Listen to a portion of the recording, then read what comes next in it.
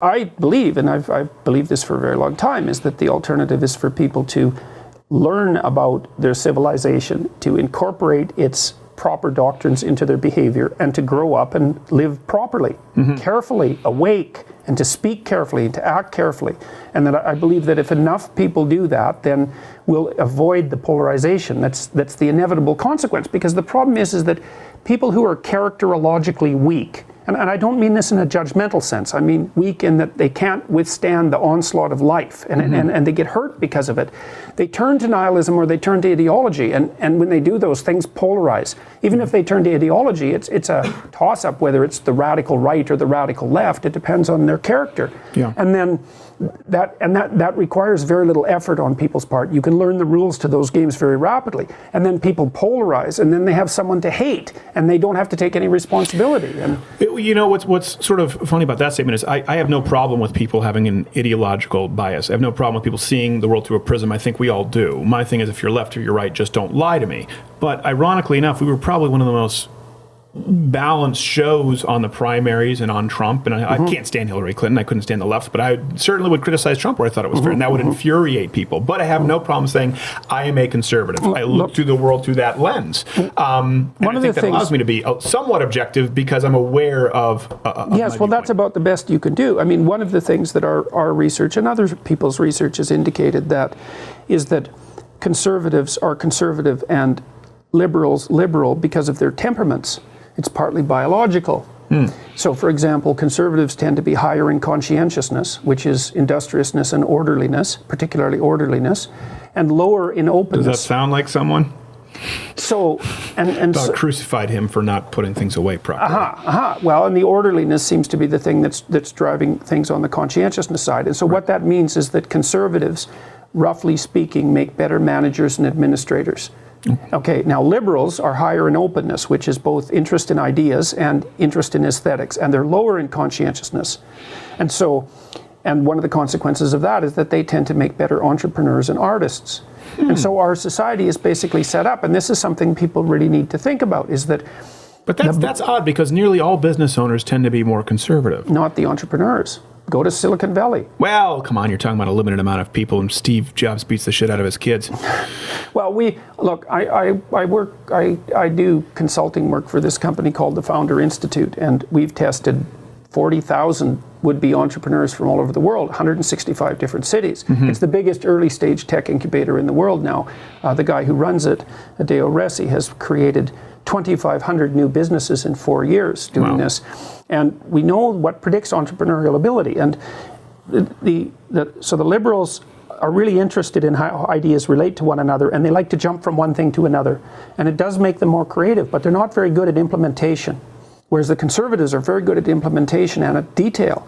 And so roughly speaking, the conservatives need the liberals to start companies and to generate new ideas, even though a lot of those ideas are going to be bad. Right. Okay, but the liberals need the conservatives to run the damn companies. Now, you can be temperamentally conservative and temperamentally liberal. And those are valid viewpoints because there's a place for those viewpoints in the world. They can function as tools.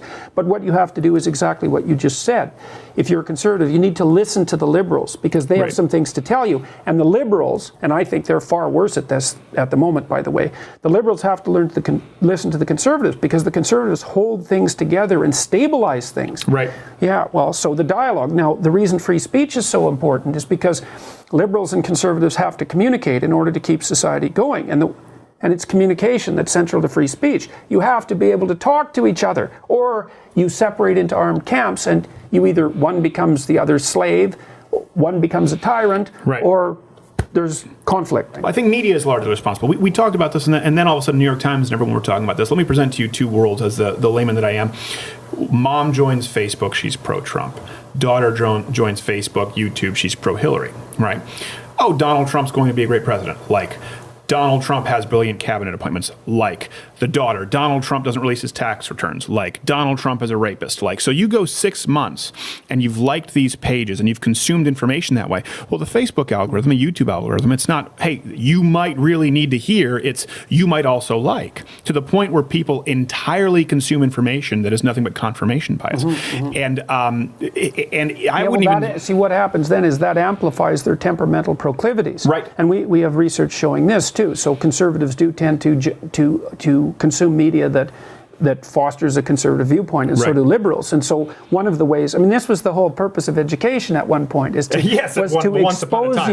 expose you to views that contradicted your own, and to help you find value in those alternative views. Yeah. And the reason for that was to help you get out of your confirmation bias and the tendency of that to augur you into a narrow viewpoint that is no longer representative of the world. Right. It's really a bad thing when that happens. It's like you're a celebrity that's completely surrounded by sycophants who only tell you what you want to hear. Exactly. What happens is that because you're not getting any corrective information anymore, your weaknesses don't get corrected and they start to take you over. Right. Now, and that's exactly what's happening in our polarized political landscape. It's like the weaknesses of the radical left viewpoint are starting to predominate. What's sort of ironic in all of this is that we used to say the fringe, sort of your left, my right. The fringe left, their left. So it's okay. I know you're a very educated man. I'm doing it for them. Your left, my right, and then the fringe, my left, your right.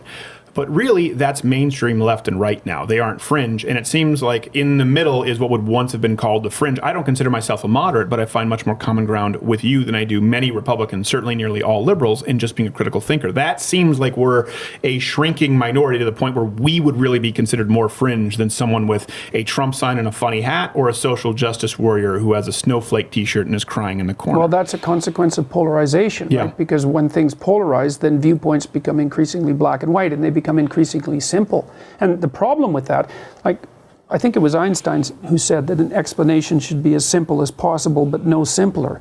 And political beliefs should be like that too. They should be simple as possible, but no simpler. And the thing about political beliefs is they're not beliefs about statements of fact about the world. They're beliefs about how to move forward and to solve problems. And the real test of a political belief is, can it specify a problem?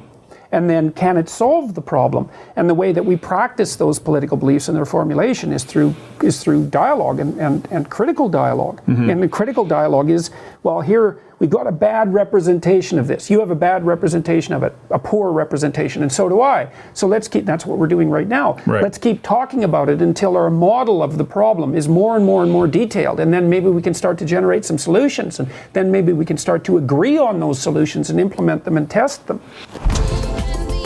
Watch Good Morning Mug Club live every Monday through Thursday at 10:15 Eastern.